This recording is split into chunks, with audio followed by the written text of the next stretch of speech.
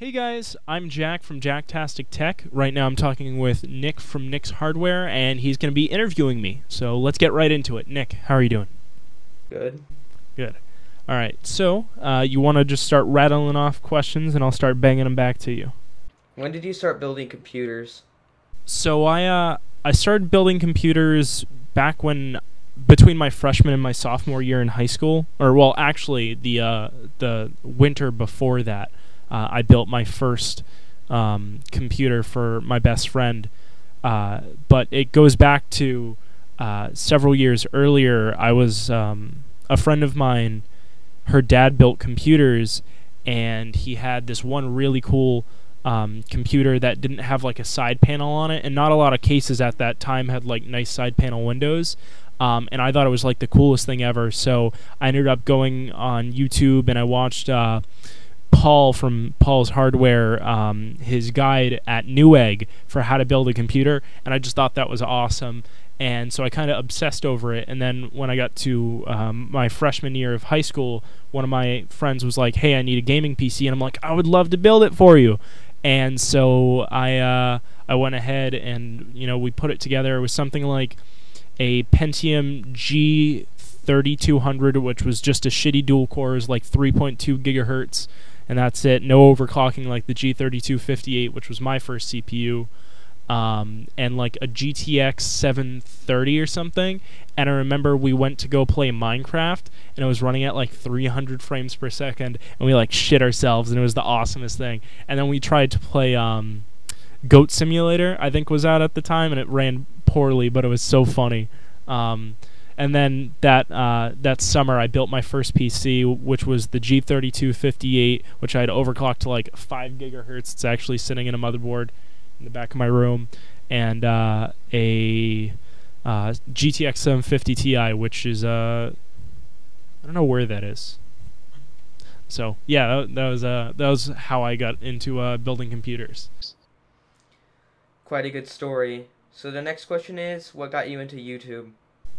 So back probably like 8 years ago now, I got my first camcorder. It's like up on one of these shelves. It was the Flip Video HD. I got it for my birthday at the old Walmart in my town that's now shut down, which is sad and depressing, and now taxes are higher. But so I got my first camera, and me and my friends, we used to make like all sorts of just ridiculous retarded videos, and it was a lot of fun, and they were all just comedy videos for a really long time. And I always had sort of a knack for teaching, especially with technology. And so 2 years ago I started my tech channel, and it's grown at a pretty good rate. The only thing that has like slowed me down at all was me just being too lazy or not dedicated enough to upload. So yeah. Wow, that's a lot. Yeah. That's nice. So the next question is, how has YouTube impacted your life? It's given me, like I said, I like to teach, and it's given me a really cool outlet for teaching people from all over the world, and I really, really like that. And it's just a lot of fun. I mean, I've made money, I've gotten free stuff, and just like all sorts of cool stuff that, like watching Linus Tech Tips, Paul's Hardware, and Hardware Canucks and stuff like that, like just all the sort of stuff I always wanted to do, and getting to actually do it and be relatively successful at it is really nice. Yeah, I love Paul's Hardware and Linus Tech Tips too. Yeah, they're great channels. It certainly inspired me. But anyways, where do you see yourself in 2 years? In 2 years, hopefully living out on the West Coast. I currently live in Rhode Island, but I plan, within the next year or two to move out to California, live there for at least a few years, maybe move somewhere else afterwards, like Seattle or San Francisco, somewhere else in California or in Washington. But hopefully still, keeping up with my YouTube channel and making videos that I care about. I think that's the most important thing for me, is making the videos that I care about, because like I don't want to make videos that don't interest me, because then my heart won't be in it.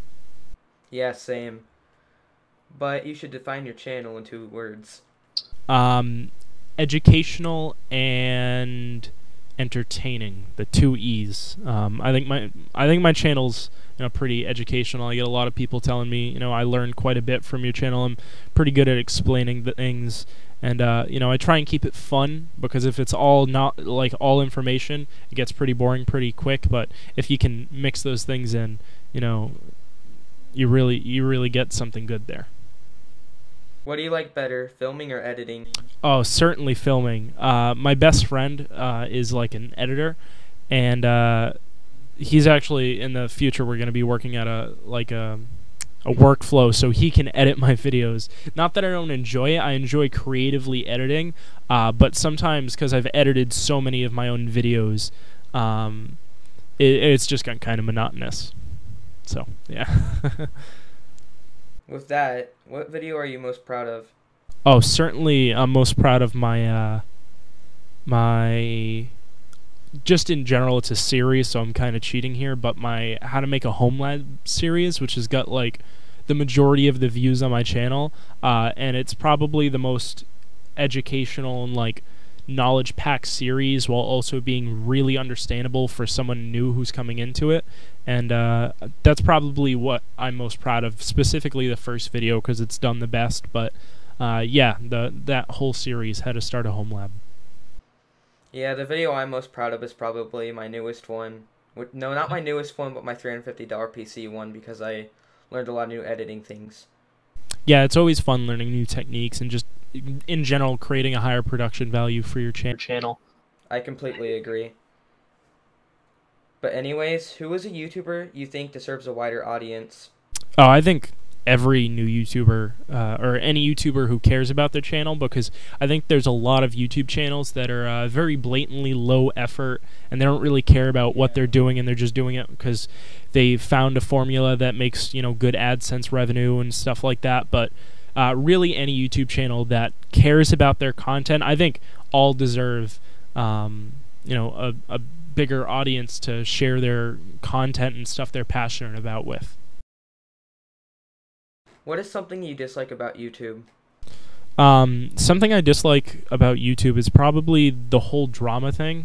I think it's really ridiculous, because YouTube in general, while it is an amateur platform, there's a lot of professionals trying to make YouTube into a full-time career, and so these people who are creating all this drama are really just making everyone else look worse. And like, you get channels like Linus Tech Tips and Hardware Canucks, for example, that are just really good channels that are dedicated to the craft of making videos and like doing almost a TV show, but for free for us. And it's just great high quality material. And then you have channels like Drama Alert and Leafy, who in the past year have been literally nothing but drama, and it really brings down the whole platform and takes away a lot of the respect that people would have for it otherwise. Yeah, I've been in a bit of drama on my old channel, but that was because all the 10-year-olds watched it and all they wanted to do was cause problems. So I said, no more SML, I'm moving on to tech. Because SML, I mean, he's an okay channel, but he's not really that professional. He's for children. I don't know if you know who that is. Yeah, yep. Yeah. But anyways, do people from school find your channel ever? So I kind of started marketing. I took an IT class when I was a sophomore in high school all the way until my senior year. And that's kind of how I spread my channel at first, and that's where I got like my first 50 subscribers. And from there, everyone like would always watch my videos. And what was really cool was like when people in school would be like, "Hey, do you make YouTube videos?" And I'd be like, "Yeah." But what was even cooler is, when people from just around the country would like comment on my videos and like say, "Hey, like I like your videos" and stuff like that, which it's really cool. Just having people locally and nationally know who I am or watch my videos is awesome. Yeah, it's enjoyable to have fans. Oh yeah, certainly. Bringing fans into the question, what's your target audience? My target audience probably, is high school age people. I think, the high school system in America is kind of booty for the reason that are kind of forced to learn a bunch of stuff we don't care about, and we're not really given the opportunity to explore our passions. And that's something I try and teach on my channel, is to explore your passions and to like find out what you enjoy before you go to college and spend 20 grand a year on something that you're not going to enjoy, and then you have to work in that field to pay off all your debt. So that's something I really look at, is the high school age students and like early college, although my demographics are mostly like 25 to 32 year olds. That's at least what I try and target. And I think programming, you can make it for one group, but it can really be adapted to any group because people are still children at heart. So you target one group, you can target a whole group. Yeah, I think high school students or more mature people are the best audiences to have. Yeah. But the next question is 3 reasons anyone should subscribe to your channel. Like I said earlier, it's entertaining. That's one. I think you'll find a lot of my videos to be pretty funny. They're educational. Also, like I said earlier, I think you guys can, learn a lot of cool stuff and maybe develop a new passion. And, you have nothing to lose. I mean, it's mutually beneficial. So I don't see any reason why you shouldn't subscribe. And for the final question, if you could give one tip of advice to others like you, what would it be? Just keep doing it. I've probably had like a dozen YouTube channels, other than like my personal channel, which is just my name, where I upload like miscellaneous gameplay with like no voiceovers and stuff like that. Is to just keep uploading, because that's really the #1 key to building your audience. If your content is good, which most people's are, all you have to do is keep uploading, and people will notice you. They will watch your videos. You'll share them. Other people share them. If you're funny, people will think you're funny. If you're intelligent, people will think you're intelligent. If you're pretty, people will think you're pretty. And so you just got to keep making videos, and people will keep watching. And that's really all it takes. And that's a lot. I mean, it's not like the easiest thing ever to just keep making videos. It's a lot of dedication, and that's something that even I struggle with. And people get in these little creative ruts. Some people call it writer's block. Or, this is video blocks, not the website video blocks though. And so this will just, it can be hard to stay motivated and make those videos. But if you keep doing it, you will find success. And, not everyone will just break through and instantly hit 1 million subscribers. It can take, some channels have been around, like Indie Mogul, which is one of the channels that originally got me into filmmaking. They just hit 1 million subscribers like a few weeks ago, and they've been around for like 10 years. And I've been a subscriber since they were at like 75,000 subscribers. So it takes time and it takes dedication, but if you, care about what you're making and you want to succeed, you will succeed. So that's my advice. Oh. And those are for the questions. Thanks for being on the show, Jack. Yep, no problem. Thank you for having me. Everyone, make sure you subscribe if you're watching this video to Nick's Hardware. And I guess that's it. Alright, so I will link Jack's channel in the description. But this is Nick's Hardware signing off with Jack. See ya. See ya.